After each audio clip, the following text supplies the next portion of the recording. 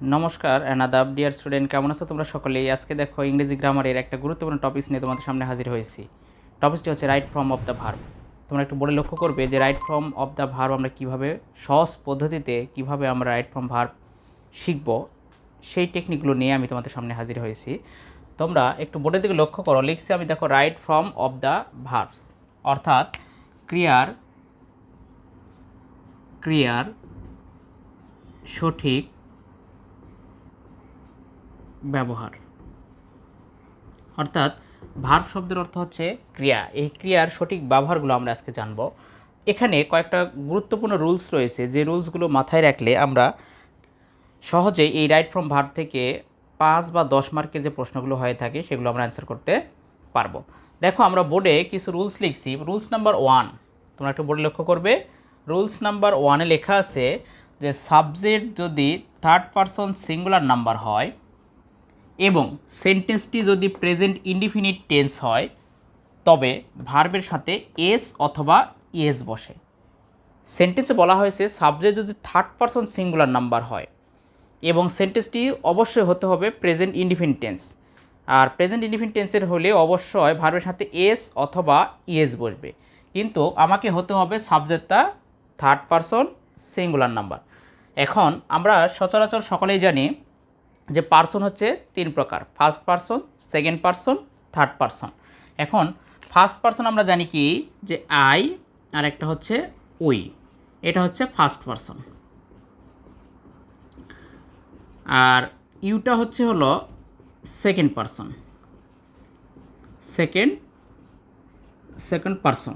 আর বাকি যতগুলো রয়েছে, অর্থাৎ আই, উই, ইউ বাদে পৃথিবীর যত কিছু রয়েছে সবই হচ্ছে থার্ড পারসন। আমাদের মনে রাখার টেকনিকটা কি, দেখো আই, উই আর ইউ এই 3টা ওয়ার্ড বাদে পৃথিবীতে সব কিছুই হচ্ছে হলো থার্ড পারসন। যেমন আমি বলতে পারি, দেখো হি, she, it, they, the boy, এরকম এটসেট্রা। আমরা চোখে যা যা দেখি সবই হচ্ছে থার্ড পারসন। অর্থাৎ এখানে দেখো আই হচ্ছে আর উই হচ্ছে ফার্স্ট পারসন, ইউ হচ্ছে সেকেন্ড পারসন, আর বাকি সবগুলোই হচ্ছে হলো থার্ড পারসন। আমরা একটু মনে রাখবো। এখন এখানে আবার পারসনের মধ্যে আবার কি আছে, সিঙ্গুলার আছে, প্লুরাল রয়েছে। তোমরা একটু মনে রাখবে যে এখানে সিঙ্গুলার ফর্ম আর হচ্ছে প্লুরাল ফর্ম রয়েছে। যেমন এখানে আমরা বলতে পারি আই হচ্ছে সিঙ্গুলার, উই হচ্ছে প্লুরাল। তাহলে এখানে দেখো হি হচ্ছে সিঙ্গুলার, শি হচ্ছে সিঙ্গুলার, ইট হচ্ছে সিঙ্গুলার, দে হচ্ছে প্লুরাল। আবার এখানে হচ্ছে দ্য বয়টা হচ্ছে সিঙ্গুলার। আমাদের প্রশ্নের টপিক্সে দেওয়া আছে সাবজেক্ট যদি থার্ড পারসন সিঙ্গুলার নাম্বার হয়, অর্থাৎ থার্ড পারসন হলেই হবে না, এটা আবার সিঙ্গুলার হতে হবে, তাহলে ভার্বের সাথে এস অথবা ইএস বসবে। দেখো আমি নিচে কিছু এক্সাম্পল দিয়েছি। প্রথমেই আছে দেখো হি, ব্র্যাকেটে আমি লিখছি play football in the field.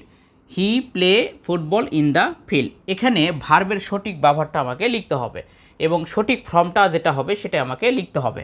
দেখো এখানে প্লেটা দেওয়া আছে প্রেজেন্ট ফর্মে।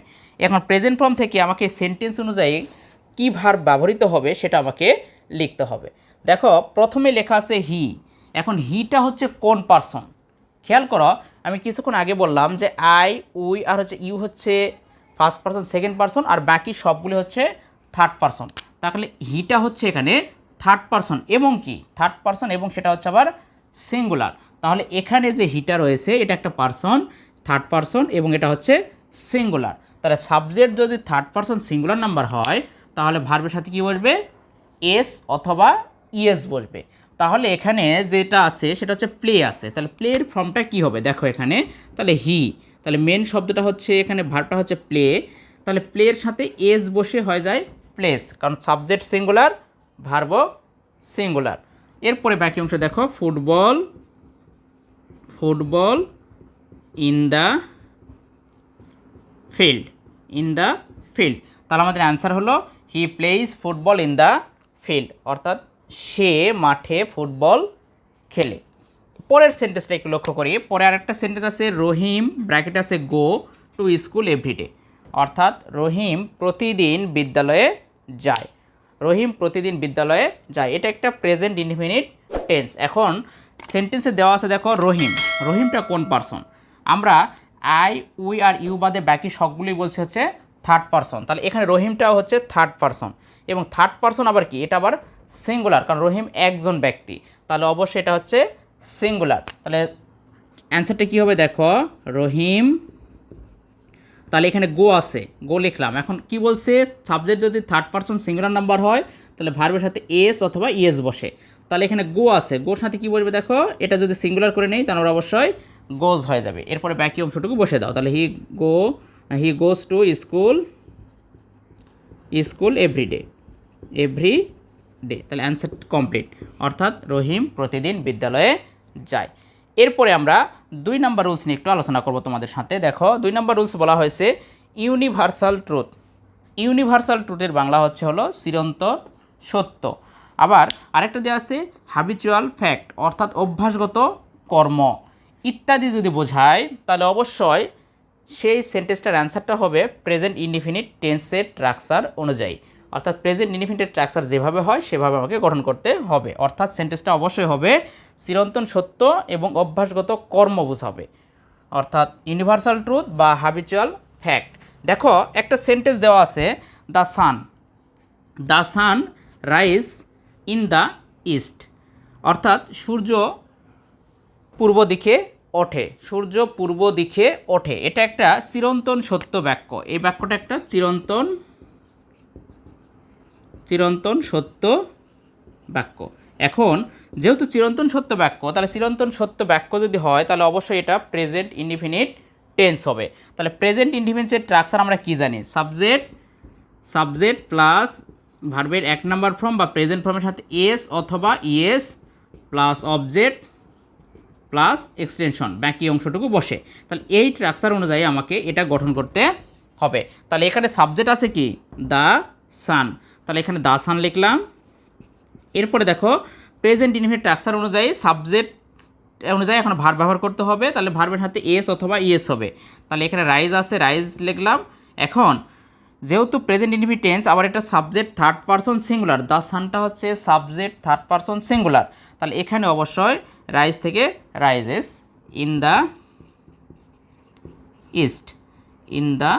ইস্ট, এটা একটা দিকের নাম, পূর্ব দিকে ওঠে, অর্থাৎ সূর্য পূর্ব দিকে ওঠে। নেক্সট সেন্টেন্সটা একটু আমরা দেখি, the moon shine at night, অর্থাৎ চাঁদ রাতে আলো দেয়। এখন দেখো চাঁদ রাতে কিরণ দেয় বা আলো দেয়। এখন এখানে সাবজেক্টটা দেখো দ্য মুন, চাঁদ, এখন এই চাঁদ অবশ্যই থার্ড পারসন সিঙ্গুলার নাম্বার। আবার এখানে বলা হয়েছে শাইনস অ্যাট নাইট, অর্থাৎ রাতে আলো দেয়। অবশ্যই আমরা জানি যে চাঁদ রাতে আলো দেয়, এটা একটা চিরন্তন সত্য বাক্য, অর্থাৎ ইউনিভার্সাল ট্রুথ। দেখো এই সেন্টেন্সটার অ্যান্সারটা কী হবে, দেখো সাবজেক্ট যেহেতু থার্ড পারসন সিঙ্গুলার নাম্বার, তাহলে অবশ্যই ভার্বের সাথে এস অথবা ইএস বলবে। তাহলে এখানে শাইন থেকে শাইন্স হবে, শাইন্স অ্যাট নাইট, অর্থাৎ চাঁদ রাতে কিরণ দেয় বা আলো দেয়। 2 নম্বর রুলস শেষ। শিক্ষার্থী বন্ধুরা তোমরা এবার দেখো রুলস নাম্বার 3তে বলা হয়েছে সেন্টেন্সে যদি নাও, অ্যাট দিস মোমেন্ট ইত্যাদি থাকলে প্রেজেন্ট কন্টিনিউয়াস টেন্স হয়। অর্থাৎ সেন্টেন্সটির মধ্যে যদি আমরা কখনো কোনো সময় দেখি যে নাও আছে এবং অ্যাট দিস মোমেন্ট দিয়ে বাক্যটা শুরু হয়েছে, অথবা ভিতরে কোথাও অ্যাট দিস মোমেন্ট বা নাও রয়েছে, তাহলে ওই সেন্টেন্সটার অ্যান্সার অর্থাৎ ভার্বের সঠিক ব্যবহারটা হবে প্রেজেন্ট কন্টিনিউয়াস টেন্সের স্ট্রাকচার অনুযায়ী, অর্থাৎ প্রেজেন্ট কন্টিনিউয়াস টেন্স যেভাবে গঠিত হয় সেভাবে এখানে গঠিত হবে। যেমন একটা উদাহরণ দেওয়া আছে, দেখো দে ওয়াজ টিভি অ্যাট দিস মোমেন্ট, অর্থাৎ আমরা সেন্টেন্সে দেখতে পাচ্ছি যে অ্যাট দিস মোমেন্ট থাকলে আমরা কিছুক্ষণ আগেই বলছি যখন সেন্টেন্সে অ্যাট দিস মোমেন্ট থাকবে তখন অবশ্যই প্রেজেন্ট কন্টিনিউয়াস টেন্স হবে, অর্থাৎ চলমান বোঝাবে, বর্তমানে কাজটা চলমান বোঝাবে। যেমন এখানে দেখো লেখা আছে দে ওয়াজ টিভি অ্যাট দিস মোমেন্ট, অর্থাৎ তারা এই মুহূর্তে বা এই সময়ে কি করতেছে, দেখো এই মুহূর্তে তারা টিভি দেখতেছিল।